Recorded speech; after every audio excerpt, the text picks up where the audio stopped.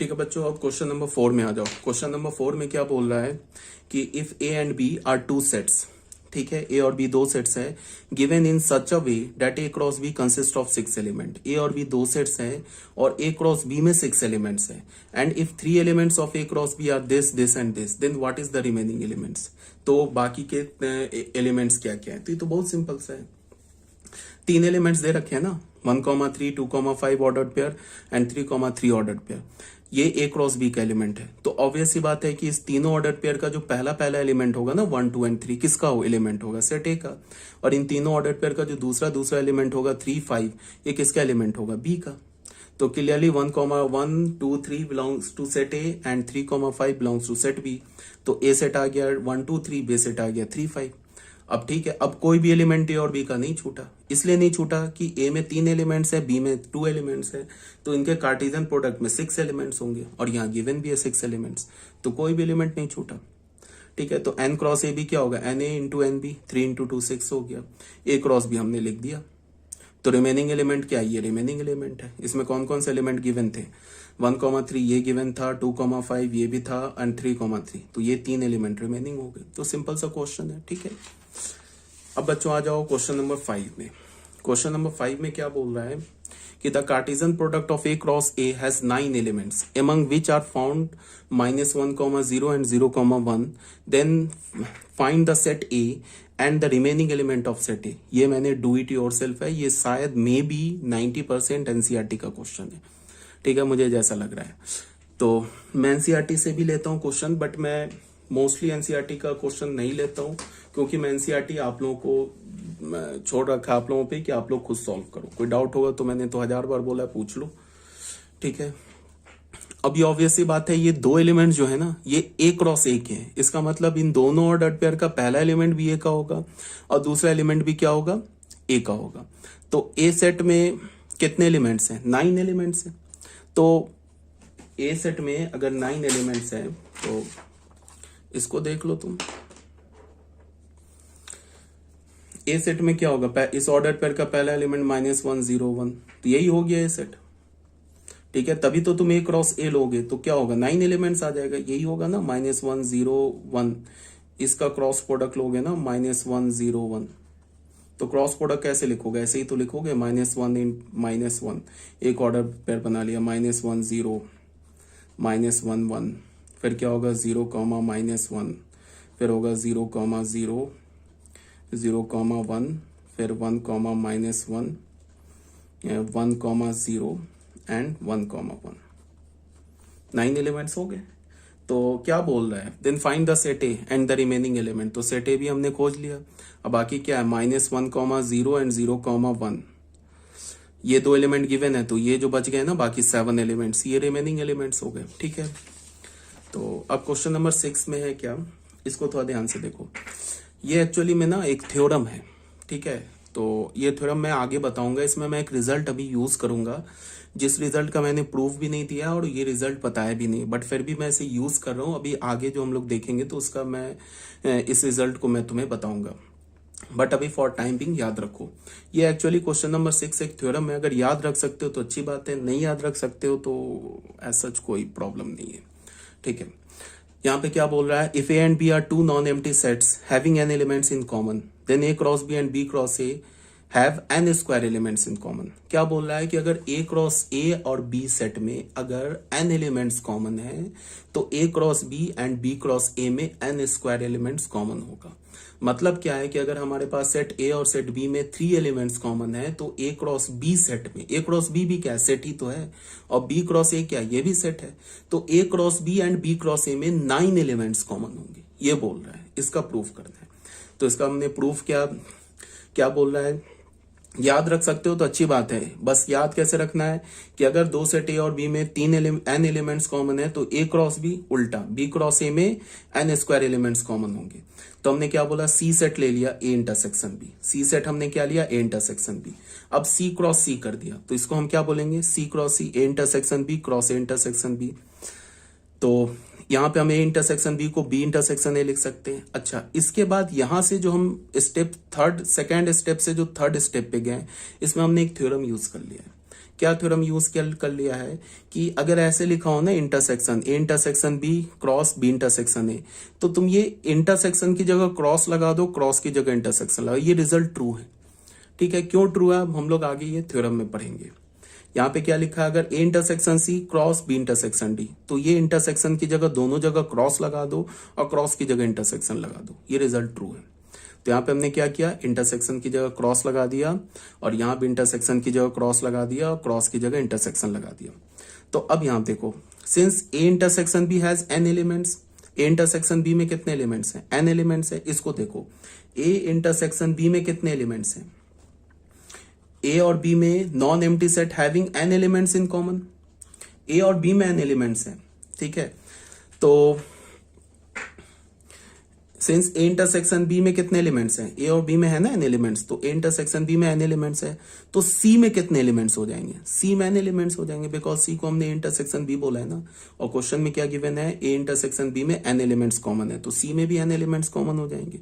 तो सी क्रॉस सी देखो, सी क्रॉस सी क्या है, सी क्रॉस सी में भी एन एलिमेंट्स, यहां देखो ए, यहां देखो hence C cross C has N square element, C cross C में कितने एलिमेंट्स हो जाएंगे, एन स्क्वायर एलिमेंट्स हो जाएंगे। ठीक है, और सी क्रॉस सी क्या लिखा है, देखो ए इंटरसेक्शन बी में कितने एलिमेंट्स है कॉमन, एन, तो सी क्रॉस सी में कितने एलिमेंट्स हो जाएंगे, n square element, n square element हो जाएंगे। और सी क्रॉस सी क्या लिखा है, ये तो यही लिखा है ना, A cross B intersection B cross A, तो इसका क्या मतलब है, ए क्रॉस बी और बी क्रॉस ए में एन स्क्वायर एलिमेंट्स हो जाएंगे, तो हो गया प्रूफ। यही तो बोल रहा है, ए क्रॉस बी और बी क्रॉस ए का जो कॉमन एलिमेंट होगा वो एन स्क्वायर होगा, हेंस प्रूफ।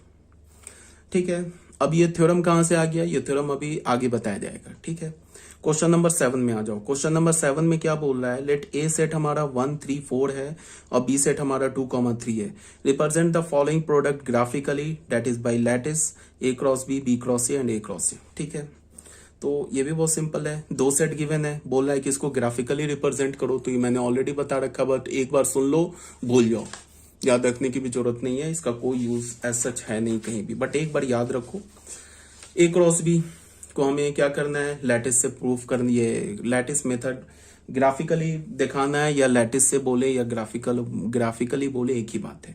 हमारे पास सेट ए दे रखा है -1 3 4, बी सेट दे रखा है 2 3। हमने क्या किया, जो ए सेट है उसको एक्स एक्सिस पर रख लिया, बी सेट को क्या किया, वाई एक्सिस पर रख लिया। अब यहाँ पे मैंने 1 पे ऐसे करके लाइन नहीं बनाया, तुम चाहो तो बना लो, यहाँ भी 1 और 2 पे वर्टिकल लाइन नहीं बनाया, चाहो तो बना लो, कोई प्रॉब्लम नहीं है, पॉइंट तो हमारा यूनिक ही आएगा। तो क्या बोल रहा है, ए क्रॉस बी, ये है ना ए क्रॉस बी, तो ये क्या -1 2, तो यहां से माइनस गए, यहां से 2 पॉइंट लगा दिया, फिर -1 3, यहां से -1 3, ऐसे करके लैटिस बना लिया। ठीक है, बाकी जो हमारा सेकंड और थर्ड है ये आप खुद करना, इसमें कोई दिमाग तो लग नहीं रहा है। क्वेश्चन नंबर 8 में क्या बोल रहा है, लेट ए हमारे पास सेट गिवन है, बी सेट हमारे पास गिवन है, represent the following product by arrow diagram. ठीक है, A cross B cross B, A cross B को एरो डायग्राम से करेंगे तो पहले ए सेट लिखा, फिर बी सेट लिखा। ए क्रॉस बी को क्या होगा, 1 5 से 1 7 से 2 5 से 2 7 से 3 5 से 3 7 से, ये हो गया A cross B. B cross B बोल रहा है तो दोनों साइड सेट हमने बी ले लिया, 5 5 से होगा 5 7 से, 7 5 से 7 7 से, तो हमने इसे क्या किया, एरो डायग्राम से हमने ए क्रॉस बी और बी क्रॉस बी को रिप्रेजेंट कर दिया। तो ये था हमारा क्वेश्चन नंबर 8। अब बच्चों क्या है, हाँ अब देखो सम यूजफुल रिजल्ट्स, इन रिजल्ट्स को रट जाओ। ठीक है, इसमें रटने का ये मतलब है कि बहुत सारे रिजल्ट जो हैं ये बिल्कुल एक बार सुनोगे याद हो जाएगा, और कुछ रिजल्ट्स है जिसको तुम्हें याद रखना है। इसका प्रूफ मैंने नहीं दिया है, प्रूफ की कहीं कोई यूज नहीं है। ठीक है, और 11th क्लास में क्या है कि अभी तक सुन लो, अभी तक जो भी मैं पढ़ा रहा हूँ सब ऑलरेडी आपको पढ़ाया जा चुका है 11th क्लास में, अभी तक हम लोग 12th के टॉपिक में नहीं आए हैं। रिलेशंस जो है वो हमारा 11th क्लास में भी है, रिलेशंस जो है हमारा 12th क्लास में भी है, मैं 11 12 को कंबाइंड पढ़ा रहा हूँ। ठीक है, मैं बता दूंगा कहाँ से 12th का टॉपिक स्टार्ट हो गया, तो जो 11th के बच्चों के पास जो वीडियो आएगा वो छोड़ देंगे, जहां से मैं बोलूंगा ना ये 12th का टॉपिक है वो छोड़ देना। अगर तुम्हें लगता है कि नहीं देख लेना है, समझ लेना है 12th में भी क्या है, तो पढ़ सकते हो, ज्यादा कुछ डिफरेंस नहीं है, 2 ही 4 टाइप्स ऑफ रिलेशंस हैं जो हमें 12th में पढ़ना है, 11th में नहीं पढ़ना है। ठीक है, अब बाकी तो 11th का जो है वो ऑलरेडी 12th के बच्चे जानते हैं।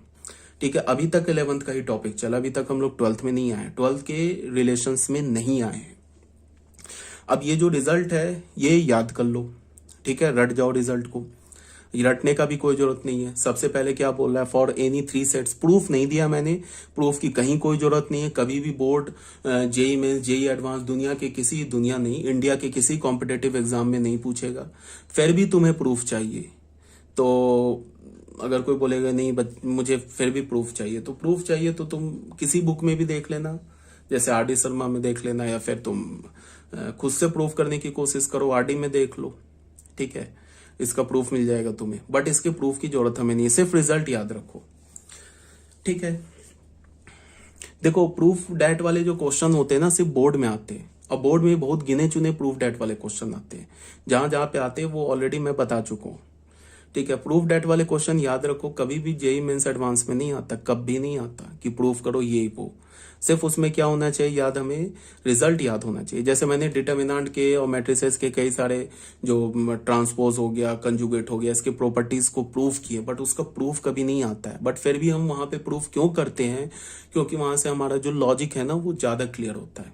प्रूफ करने भी तो हम ट्रांसपोज और इनवर्स इन सब की प्रॉपर्टी को लगाते हैं, तो वहां पे हमारा लॉजिक ज्यादा क्लियर होता है, अच्छी अंडरस्टैंडिंग होती है, इसीलिए हम प्रूफ करते हैं। बट आता नहीं है कभी भी प्रूफ करने वाला क्वेश्चन। बोर्ड में आ सकता है क्या आता है, कहाँ कहाँ पे आता है, वो जैसे जैसे टॉपिक पढ़ेंगे वो क्लियर हो जाएगा। एनसीईआरटी रट जाओ ना बोर्ड के लिए, बोर्ड के लिए एनसीईआरटी रट जाओ, उससे ज्यादा कहीं नहीं आता। एनसीईआरटी में जो प्रूफ बोल रहा हो प्रूफ कर लो, जो यहाँ प्रूफ छोड़ दिया है छोड़ दो, बोर्ड के लिए इनफ है, ठीक है। फॉर एनी 3 सेट्स एबीसी, हमारे पास कोई भी 3 सेट है एबीसी, तो क्रॉस जो होता है ना यूनियन पे डिस्ट्रीब्यूटिव होता है, क्रॉस जो होता है इंटरसेक्शन पे डिस्ट्रीब्यूटिव होता है। इसमें एज सच बस तुम्हें याद क्या रखना है कि cross is distributive over union and cross is distributive over intersection.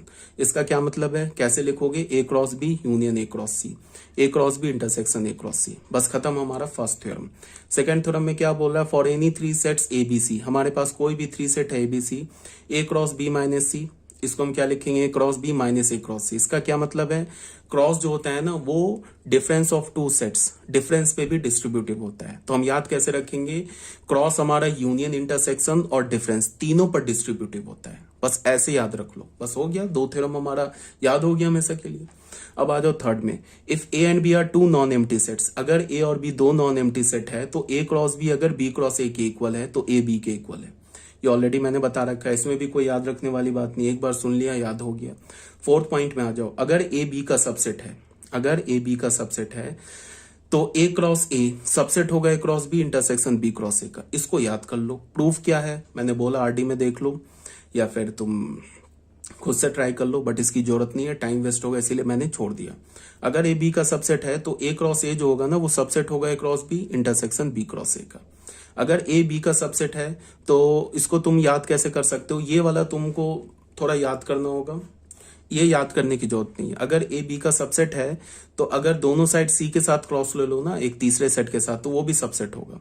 मतलब क्या होगा, A cross C is the subset of B cross C for any set C, ठीक है। अब ए बी का सबसेट है, सी डी का सबसेट है, तो यहाँ क्या लेफ्ट हैंड साइड को क्रॉस कर लो, ए क्रॉस सी सबसेट हो जाएगा बी क्रॉस डी का, ठीक है। सेवंथ में क्या बोल रहा है, for any sets A B C D prove that, यही मैंने थ्योरम बताया था तुम्हें, जो अभी मैंने यूज किया ना क्वेश्चन में, यही थ्योरम में सेवंथ मैंने यूज किया है। मतलब क्या, ए क्रॉस बी ऐसे लिखा है, इंटरसेक्शन सी क्रॉस डी लिखा है, तो क्रॉस और इंटरसेक्शन है A cross B intersection C cross D, तो जहां जहां इंटरसेक्शन लिखा है वहां क्रॉस कर दो, जहां जहां क्रॉस लिखा वहां इंटरसेक्शन कर दो, ये भी रिजल्ट ट्रू है। मतलब यहाँ 2 जगह इंटरसेक्शन है क्रॉस है ना, तो दोनों जगह मैंने इंटरसेक्शन कर दिया, यहाँ इंटरसेक्शन तो यहाँ क्रॉस कर दिया। कोरोलरी क्या बोल रहा है, ये बोल रहा है कि यहाँ पे 4 सेट है ना, यहाँ पे अगर मैं ए बी और सी डी यहाँ पे 2 सेट कर दूं, सी डी को भी बी और ए बोल दूं, तो क्या हो जाएगा, सी को अगर मैंने बी बोल दिया, डी को मैंने ए बोल दिया, तो ये क्या हो गया, A cross B intersection B cross A, ठीक है। इसमें मैंने क्या किया, इंटरसेक्शन को क्रॉस से चेंज कर दिया, क्रॉस को इंटरसेक्शन से चेंज कर दिया, तो ये क्या हो गया, A intersection B cross B intersection A. तो ये 7th वाले याद कर लेना, ये भी याद करने वाली चीज है। बाकी first second third fifth sixth इसमें कोई बात नहीं है, बस एक बार सुनोगे याद हो जाएगा। और ये अभी हमने प्रूफ किया, हमने क्या बोला कि ए और बी में अगर ए सेट और बी सेट में अगर n एलिमेंट्स कॉमन है तो ए क्रॉस बी एंड उल्टा A cross B and B cross A में n स्क्वायर एलिमेंट्स कॉमन है, ठीक है। ये हमने प्रूफ किया, तो ये हमारा हो गया थ्योरम नंबर 8। अब आ जाओ बच्चों थ्योरम नंबर 9 में। थ्योरम नंबर 9 में क्या बोल रहा है, if A B a non empty set such that, A अगर हमारा नॉन एम्प्टी सेट है, ए क्रॉस बी अगर ए क्रॉस सी के इक्वल है तो बी सी के इक्वल होगा। ये भी याद करने की सच कोई जरूरत नहीं है।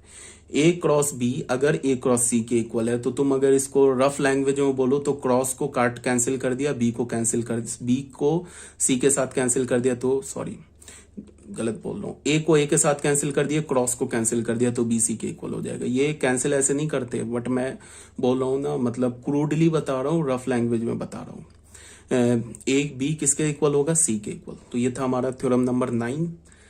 तो अभी तक यहाँ पे कुछ बहुत दिमाग लग नहीं रहा हमारा, ठीक है, बस सिंपल एक बार सुनते जाओ, याद होता जाएगा। पीडीएफ में तुम्हें दे रहा हूँ, ठीक है, तो तुम पीडीएफ को अगर तुम्हें देखो, और जो मैं नोट्स लिख रहा हूं ना, इस नोट्स के बाद तुम्हें किसी भी बुक की थ्योरी पढ़ने की जरूरत नहीं है, सिर्फ क्वेश्चन सॉल्व करना है। जब मैं तुम लोग का ये पीडीएफ बनाता हूँ ना, तो मेरे पास 4 से 5 बुक कंसल्ट करके मैं पीडीएफ बनाता हूँ, 1-2 बुक नहीं। ये नहीं कि मैंने आरडी लिया उसको धराधर कॉपी करके लिख दिया। तुम देख लेना, ये ना आरडी का कॉपी मिलेगा ना एनसीईआरटी का कॉपी मिलेगा। इस सारे बुक से ना मैं क्या करके पॉइंट लेके ये पीडीएफ बनाता हूँ। तो जो अगर तुम पीडीएफ पढ़ रहे हो ना, तो थ्योरी तुम्हें कहीं किसी से नहीं पढ़ना है, किसी भी बुक से नहीं, सिर्फ क्वेश्चन सॉल्व करना है, ठीक है। तो फिर मेरे मेहनत करने का क्या बेनिफिट हो गया, अगर तुम्हें फिर से थ्योरी अलग किसी बुक से पढ़ना पड़ रहा है, तो जो मैं पीडीएफ दे रहा हूँ उसका कोई, ये तो यूजलेस हो गया ना। मैं सारे पॉइंट कवर करता हूँ, आरडी के भी करता हूँ, केसी सिन्हा बुक है उनके भी कवर करता हूँ, फिर आपको टाटा मैग्रो-हिल की बुक है उसे भी देखता हूँ, सारे बुक से ना। फिर 1-2 मटेरियल है जो अच्छे इंस्टीट्यूट का मटेरियल है उसको भी देखता हूँ, वहां से भी जो पॉइंट होते हैं वो मैं लिख लेता हूँ। जो पॉइंट मुझे लगता है इंपॉर्टेंट है, जो बिल्कुल यूजलेस है, या जो होता है कि जो क्वेश्चन से डिराइव रिजल्ट होता है, तो वो सब छोड़ देता हूँ। जितने पॉइंट कवर कर लेता हूँ, तो कहीं भी तुम्हें किसी भी बुक को कंसल्ट करने की जरूरत नहीं है। अगर तुम मेरे पीडीएफ को पढ़ रहे हो तो किसी बुक को तुम्हें देखने की जरूरत नहीं है, सिर्फ पीडीएफ पढ़ो। और कोई भी बुक वो तुम्हारे चॉइस का, या तो प्रीवियस ईयर, या तो फिर तुम आरडी कर रहे हो तो आरडी, या कोई भी प्रीवियस ईयर कर रहे हो, या तुम कंपेंडियम कर रहे हो, डायरेक्ट क्वेश्चन लगाओ, ठीक है। तो अब क्वेश्चन नंबर 1 में आते हैं। ये क्या बोल रहा है, फॉर एनी 3 सेट्स। देखो ये जो क्वेश्चन था ना, एज ए रिजल्ट दिया हुआ था किसी बुक में, याद नहीं कौन से बुक में, तो मुझे पता है एज अ रिजल्ट ये थ्योरम नंबर 10 था, मुझे पता है कि ये कभी पूछेगा नहीं, और ये एज अ रिजल्ट याद रखने की जरूरत नहीं है। देन एंड देयर ये क्वेश्चन सॉल्व हो जाएगा, ठीक है। क्यों फालतू का दिमाग में प्रेशर डाले हम रिजल्ट याद कर करके। रिजल्ट हमें बस वही याद रखना होता है ना जो बिल्कुल बेसिक रिजल्ट होता है। अब बाकी हम लोग मैथ्स में ये कोशिश करते हैं कि बेसिक रिजल्ट से कुछ रिजल्ट को हम देन एंड देयर डिराइव कर ले। सारे रिजल्ट याद रखना पॉसिबल नहीं। ये रिजल्ट था, सॉरी थ्योरम था, ठीक है। इसको मैंने क्या कर दिया, क्वेश्चन बना दिया। For any 3 sets A B C prove that. अब बताओ, ये थ्योरम बना के दिया था ना बुक में, तो ये थ्योरम कहां तक याद करते, ठीक है। अब ये बोल रहा है कि ये left hand side right hand side के इक्वल है, यहाँ का left hand side right hand side के 1 सेकंड में प्रूफ हो जाएगा। ए क्रॉस बोल रहा है ना, इस के अंदर हमने डिमॉर्गन्स लॉ लगा दिया। तो डिमॉर्गन्स लॉ क्या होता है, यूनियन इंटरसेक्शन में चेंज हो गया, और जो इसका, इसे क्या बोलते हैं, जो हम लोग कंप्लीमेंट लेते हैं, वो कंप्लीमेंट क्या हो गया, पूरे सेट में आ गया। बी इंटरसेक्शन सी कंप्लीमेंट, फिर डबल कंप्लीमेंट हो गया। ये डबल कंप्लीमेंट क्या हो जाएगा, कैंसिल हो जाएगा। तो ये क्या होगा, ए क्रॉस बी इंटरसेक्शन सी। तो हमें पता ही है क्रॉस क्या होता है, इंटरसेक्शन पे डिस्ट्रीब्यूटिव होता है, प्रूफ हो गया। सेम लाइन पे इंटरसेक्शन है तो पहले यूनियन, बी यूनियन सी का whole complement, complement complement cancel, तो A cross B union C, हमें पता है क्रॉस यूनियन पे distributive, right hand side, proof हो गया। क्वेश्चन नंबर 2 में क्या बोल रहा है, प्रूफ दैट अगर ए क्रॉस फाइव के इक्वल है फॉर एनी सेट ए। यहाँ क्या बोल रहा है कि किसी भी अगर सेट ए के साथ तुम 5 का क्रॉस लोगे तो 5 आएगा। ये रिजल्ट ऑलरेडी बता रखा है। किसी भी सेट ए का तुम 5 के साथ अगर तुम क्रॉस लोगे तो हमें क्या मिलेगा, 5 मिलेगा। इसको प्रूफ कैसे करेंगे, एक्स वाई अगर एलिमेंट है ना ए क्रॉस 5 का, तो यहां से हमें क्या मिलेगा, अगर बोला है कि ए क्रॉस 5 है, तो हमने क्या बोल दिया कि एक्स वाई ए क्रॉस 5 हमने मान लिया कि 5 नहीं है। अगर ए क्रॉस 5 नहीं है तो क्या होगा, ए क्रॉस 5 में कोई एलिमेंट मिलेगा ना, ठीक है, तभी तो वो 5 नहीं होगा, सेट नल सेट नहीं होगा। तो हमने मान लिया एक्स वाई एलिमेंट है क्रॉस 5 का, तो अगर एक्स वाई ए क्रॉस 5 का एलिमेंट है तो एक्स एलिमेंट ए का होगा, वाई एलिमेंट 5 का होगा, तो वाई एलिमेंट होगा 5 का, बट 5 में तो कोई एलिमेंट ही नहीं होता, तो ये तो कॉन्ट्राडिक्ट हो गया। There is no X Y in A cross 5, तो ए क्रॉस 5 हो गया। बट ऐसे ही प्रूफ है इसका, और कुछ नहीं है। क्वेश्चन नंबर 3 में क्या बोल रहा है, prove that A cross B अगर 5 है if and only if A is equal to 5 और बी इज इक्वल टू 5। ये क्या बोल रहा है कि अगर ए क्रॉस बी 5 है तो इफ एंड ओनली इफ या तो ए 5 होगा या तो बी 5 होगा। इसको हम ऐसे बोल सकते हैं एटलीस्ट ए और B is a null set, कम से कम ए और बी में से एक तो नल सेट होगा या दोनों नल सेट हो जाए तो भी ए क्रॉस बी 5 हो जाएगा। इसको हमने प्रूफ कैसे किया, इसको हमने मान लिया कि लेट ए क्रॉस बी 5 है। हमने क्या करेंगे, एक बार इसे अज्यूम करेंगे क्रॉस बी को 5 मान लेंगे, फिर ये राइट हैंड साइड प्रूफ कर देंगे। एक बार हम ए को 5 और बी को 5 प्रूफ अज्यूम कर लेंगे, फिर ये लेफ्ट हैंड साइड प्रूफ कर देंगे, तो ये हमारा थ्योरम प्रूफ हो जाएगा। तो हमने पहले क्या किया, ए क्रॉस बी को 5 मान लिया, then it is to prove that A is equal to 5 और बी इज इक्वल टू 5। ठीक है, तो हमने क्या बोला, suppose if possible neither A is equal to 5 not B is equal to 5। हमने अज्यूम कर लिया, ये कॉन्ट्राडिक्शन से प्रूव कर रहे हैं। हमने अज्यूम कर लिया ए भी 5 नहीं है, बी भी 5 नहीं है। ठीक है, then there are elements x belongs to A and y belongs to B so that xy belongs to A cross B। अगर A भी 5 नहीं है, B भी 5 नहीं है, तो x में कोई एक A सेट में कोई एलिमेंट एग्जिस्ट करेगा ना x, और B में y। तो अगर A का एलिमेंट x है और B सेट का एलिमेंट y है, तो जो xy ऑर्डर पेयर होगा वो A क्रॉस B का होगा। तो अगर xy A क्रॉस B का है और A क्रॉस B किसके इक्वल है, 5 के इक्वल है, तो xy किसका एलिमेंट हो जाएगा, 5 का। तो ये तो कॉन्ट्राडिक्ट हो गया, this is a contradiction, hence our supposition is wrong. So इधर a इज इक्वल टू 5 और b इज इक्वल टू 5। हमने इसे पहले क्या मना कर दिया था ना कि a 5 के इक्वल नहीं है और b 5 के इक्वल नहीं है, तो हमें क्या मिल गया, एक फॉल्स रिजल्ट मिल गया। तो हमने क्या बोल दिया, a भी 5 के इक्वल है और b भी 5 के इक्वल है, ये हमने फर्स्ट इक्वेशन बना लिया। उल्टा फिर हमने बोला कन्वर्सली, लेट इधर a इज इक्वल टू 5 और b इज इक्वल टू 5। हमने क्या मान लिया, a 5 के इक्वल है और b 5 के इक्वल है, तो then it is to prove that A cross B भी 5 के इक्वल है। तो ठीक है, ये हमें प्रूफ करना है, इसको हमने अज्यूम किया, अब ये हमें प्रूफ करना है ए क्रॉस बी 5 के इक्वल है। तो हमने मान लिया ए क्रॉस बी 5 के इक्वल नहीं है, तो अगर ए क्रॉस बी 5 के इक्वल नहीं है तो फिर एक एलिमेंट एग्जिस्ट करेगा X Y belongs to A cross B. तो अगर X Y A cross B का एलिमेंट है तो फिर एक्स ए का एलिमेंट होगा, वाई बी का एलिमेंट होगा।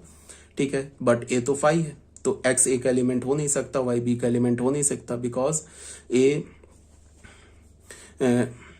क्या है, ए को हमने क्या मान लिया है, एक्स क्या हमारा ए का एलिमेंट हो गया, तो ए क्या हो गया, अगर एक्स ए का एलिमेंट हो गया तो ए तो नॉट नल सेट हो गया, बी भी हमारा नॉट नल सेट हो गया। बट क्वेश्चन में क्या किया, हमने अज्यूम क्या किया, ए भी 5 है, बी भी 5 है, तो this is a contradictory to our assumption, A cross B is not 5।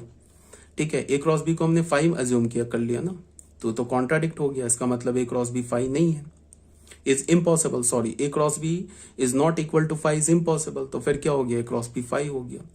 तो हमें यहां से क्या हमने प्रूफ कर दिया कि अगर ए 5 है, ए इज इक्वल टू 5 और B is equal to 5, imply क्या कर रहा है, A cross B is equal to 5। ये हमारा थ्योरम नंबर 2 हो गया। तो फ्रॉम 1 and 2 ये थ्योरम प्रूफ हो गया।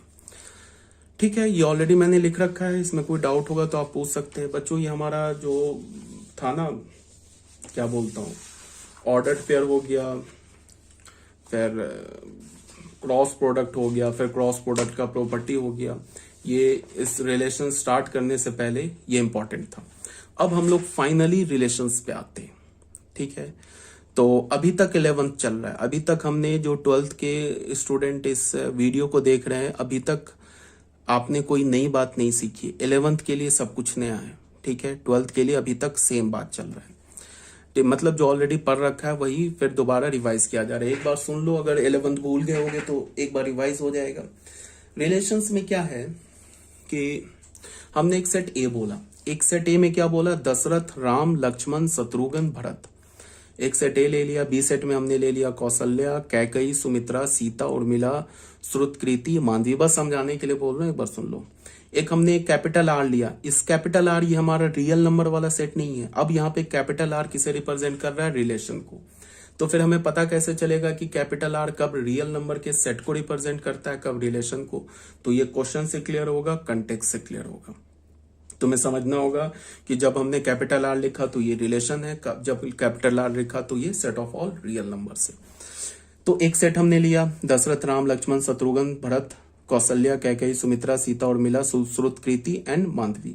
एक रिलेशन आर लिखा, was husband of. Relation actual में होता क्या है, अगर तुम इसको वेग लैंग्वेज में बोलो, ठीक है, क्रूड लैंग्वेज में बोलो, तो उसको तुम ऐसे बोलोगे कि अगर मैंने एक रिलेशन लिया ना सेट ए से सेट बी में, मैथमेटिकली अभी नहीं डिफाइन कर रहा हूं, अगर हमने एक रिलेशन लिया सेट ए से सेट बी में, तो क्या होगा कि सेट ए का एलिमेंट सेट बी के एलिमेंट से रिलेटेड होगा। अगर हमने रिलेशन लिया सेट बी से सेट ए में, तो फिर सेट बी का एलिमेंट सेट ए के एलिमेंट से रिलेटेड होगा अंडर सर्टन रूल, किसी रूल से। अब यहां पे मैंने क्या लिखा, रिलेशन लिखा ना, वाज हस्बैंड ऑफ, ये रूल लिखा, रूल। इस रूल से सेट ए का एलिमेंट सेट बी के एलिमेंट से मैं एसोसिएट करूंगा। तो हमें पता है कि दशरथ जो थे उनकी 3 वाइफ्स थी, एक कौशल्या, एक सुमित्रा और एक कैकेयी। तो दशरथ किससे एसोसिएट होंगे, कैकेयी, ये कौशल्या से। तो हमने क्या लिखा, दशरथ और कौशल्या। यहां पे हमने क्या कर लिया, एक ऑर्डर्ड पेयर बना लिया। इस ऑर्डर्ड पेयर का क्या मतलब है कि जो दशरथ है ना वो एसोसिएटेड है कौशल्या से under the relation was husband of. इस रिलेशन से दशरथ किससे रिलेटेड है, कौशल्या से।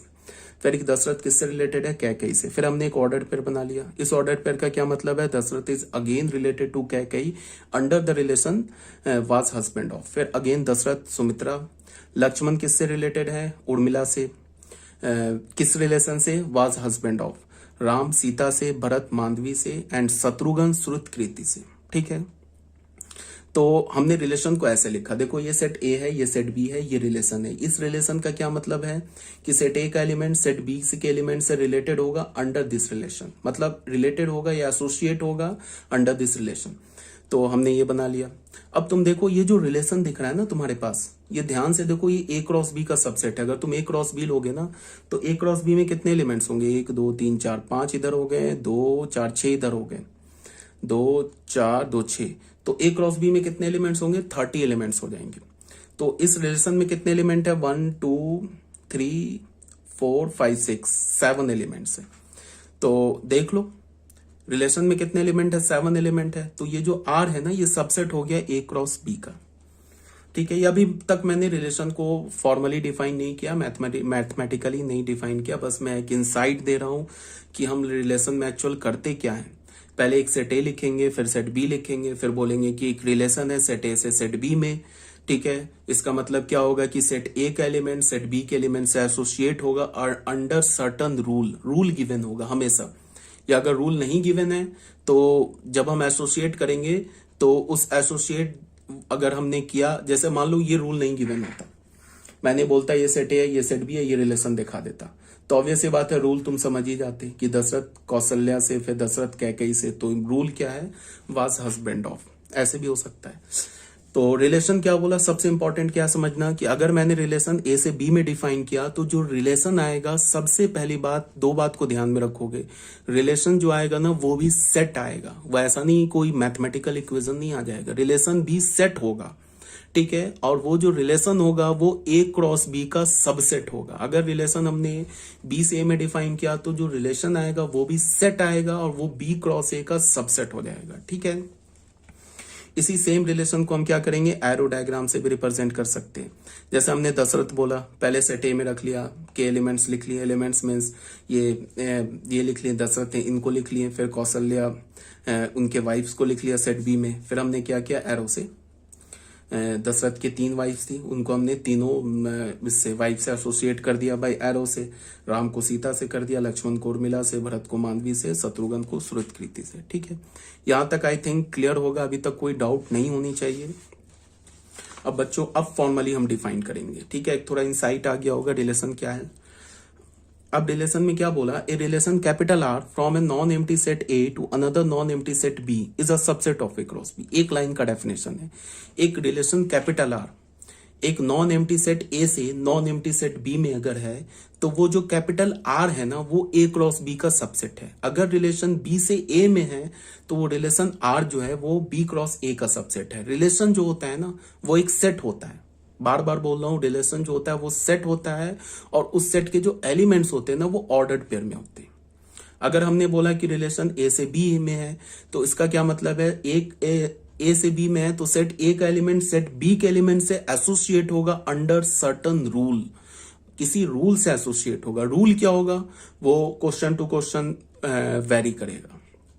ठीक है, तो हमने क्या बोला कि जो रिलेशन आता है वो एक सेट आता है, उस सेट के जो एलिमेंट्स होते हैं वो ऑर्डर्ड पेयर में होते हैं। फिर मैंने क्या बोला कि जो रिलेशन होता है वो सबसेट होता है ए क्रॉस बी का, अगर रिलेशन ए से बी में है। अगर रिलेशन बी से ए में है तो फिर बी क्रॉस ए का सबसेट हो जाएगा। तो इक्विवेलेंटली क्या बोला, any subset of A cross B is a relation from A to B. ठीक है, तो यहां क्या बोला जा रहा है कि अगर हमने रिलेशन ए से बी में बोला तो ए और बी के बीच में जितने भी सबसेट बन सकते, सॉरी, ए क्रॉस बी के जितने भी सबसेट्स होंगे वो सारे सबसेट से एक रिलेशन होंगे।